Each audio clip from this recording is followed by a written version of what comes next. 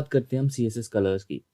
तो इसमें जो डिफरेंट जब भी हम कलर प्रॉपर्टी सेट करते हैं, जैसे कि हमने अभी तक देखा कि हम टेक्स्ट कलर चेंज कर रहे थे with the help of colour property. तो वो कलर हमने जो नाम लिखा था, जो वैल्यू उसकी थी वो रेड दी थी।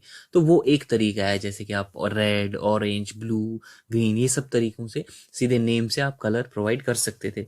लेकिन जो मोस्ट वाइडली यूज टेक्निक्स है जो हम फॉलो करते हैं CSS में, वो है RGB और हेक्साडेसिमल नंबर और RGBA। तो अब एक एक करके इन तीनों के बारे में पढ़ते हैं। दो मोस्ट कॉमनली यूज्ड है, जो है RGB और हेक्साडेसिमल हमारा। तो RGB जो है ये स्टार्ट होता है, मतलब इसमें एक फंक्शन कॉल जैसी फंक्शन मेथड जो है RGB करके, और उसमें हम 3 आर्ग्यूमेंट्स प्रोवाइड करते हैं, जो तीन पैरामीटर्स होते हैं वो corresponding to red colour, green colour और ब्लू कलर। और इनकी वैल्यू जो रेंज करती है फ्रॉम 0 to 255। 255 यानी कि इसका एक्सट्रीम, राइट। तो 000 यानी कि ये वाइट होगा, यानी कि ये ब्लैक कलर होगा, कि कोई भी प्रॉपर्टी हम सेट नहीं कर रहे, ठीक है। तो एक एक करके हम देखते हैं कि पहले हम RGB के बारे में पढ़ेंगे और इसको हम इम्प्लीमेंट करते हैं अब, ठीक है। जैसे कि हमारे पास ये पहले से ही CSS फाइल पड़ी हुई थी जो प्रीवियसली हमने यूज़ की थी। तो अब इसी CSS में हम कलर के ऑरेंज के बजाय हम देते हैं RGB, ठीक है। तो RGB आर्ग्यूमेंट्स क्या पास करेंगे, फॉर एग्जांपल हमने 0,0,0 पास किया, और हम इन सारी चीज़ों को अभी के लिए हटा देते हैं, ठीक है। ये हमारे काम के नहीं है, अभी सिर्फ एक पी टैग बनाएंगे और इस पी टैग से हम ये ग्रुप निकाल देंगे, क्लासेस हटा देंगे, ठीक है। और इसको तो कम्प्लीटली हटा ही देते हैं, सेव करते हैं फाइल। अब इसको रन करेंगे, ठीक है। ये हमारी प्रीवियस फाइल थी, इसको एंटर मार दिया तो देखिए कि जब भी हमने 0000 सेट किया तो ब्लैक कलर हमें प्रोवाइड हो गया। अब फॉर एग्जांपल अगर हमने इसी में चेंजेस की, क्या चेंजेस की, इस CSS फाइल में हमने क्या सेट किया, 255 255 255। अब देखते हैं इसका इफेक्ट क्या होगा, ठीक है। इस प्रॉपर्टी को को सेव कर देते हैं, इस फाइल को भी सेव कर देते हैं। अब इसको रन करने की कोशिश करें तो अब देखिए कि वो जो सारी चीज़ें थी वो वाइट कलर बन गया हमारा, 255 255 255, यानी कि आप वाइट कलर प्रोवाइड कर रहे हैं, ठीक है। 000 यानी ब्लैक, क्योंकि अब आप बोलेंगे कि सर ये पहला H1 टैग तो आ गया था, क्योंकि हाँ, क्योंकि हमने जो एलिमेंट टैग से हमने इसको सिलेक्ट किया है तो खाली पी टैग सिलेक्ट होंगे, जितने भी सारे पी टैग थे, तो उनका कलर जो हो गया, टेक्स्ट कलर, वो वाइट हो गया, ठीक है।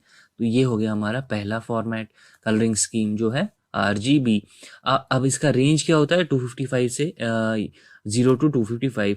तो हमने पहला आर्गुमेंट 0 दे दिया, दूसरा 255 दिया, और तीसरा लेट सपोज हमने 150 दे दिया, ठीक है। इसको सेव कर दिया, देखते कौन सा कलर बन के आ रहा है, ठीक है। ये ग्रीनिश टाइप का कलर आ गया कुछ, ठीक है। तो अब हम वापस अपनी स्लाइड्स में जाते हैं, ठीक है। तो ये तो हो गया पहली कलरिंग स्कीम, क्या है, जो RGB है। तो अब ऐसे ही करके एक और आर्ग्यूमेंट अगर हम इसमें पास करेंगे ना, RGBA करके, जो A है वो अल्फा होता है और वो डिटरमाइन करता है उसकी ट्रांसपेरेंसी, ठीक है। अब सेम फॉर्मेट में हम इस अपने कोड में जो है एक और RGBA करके है नाम, और इसमें हम एक और आर्ग्यूमेंट पास करेंगे जिसका रेंज होता है 0 to 1। तो हम अगर 0 to 0.5 देंगे, तो अब देखिए इसको मैंने सेव किया ना, तो अब ये ट्रांसपेरेंट हो जाएगा। मतलब अब ये जैसे दिख रहा है ना, इसका 50% ये लाइटर दिखेगा, इससे हल्का दिखेगा ये, देखिए थोड़ा सा हल्का हो गया।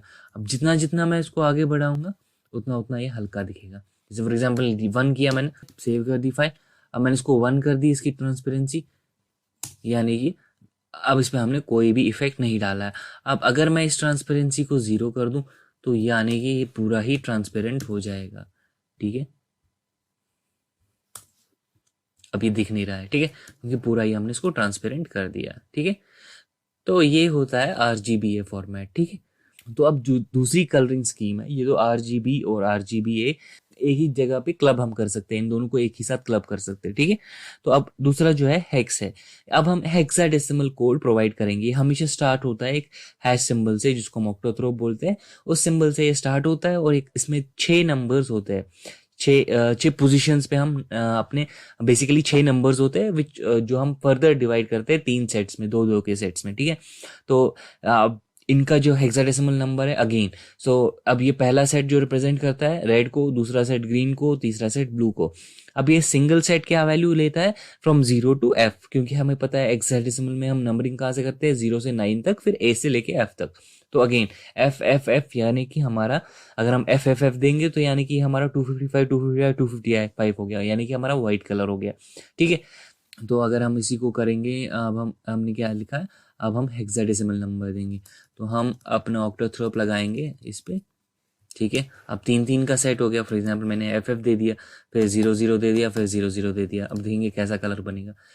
ठीक है, थोड़ा ग्रेइश टाइप का कलर बनेगा। ठीक है, अब हम इसको रिफ्रेश कर देते, तो ये बन गया हमारा रेड कलर। ठीक है, अब अगर हमने आपको इसको 0 0 0 0 दे दिया, ठीक है, तो सेव कर देते, तो ये ब्लैक कलर शायद आ जाए। ठीक है, हाँ ब्लैक कलर। ठीक है, अब हमने इसको एफ एफ एफ एफ अगर दे दिया,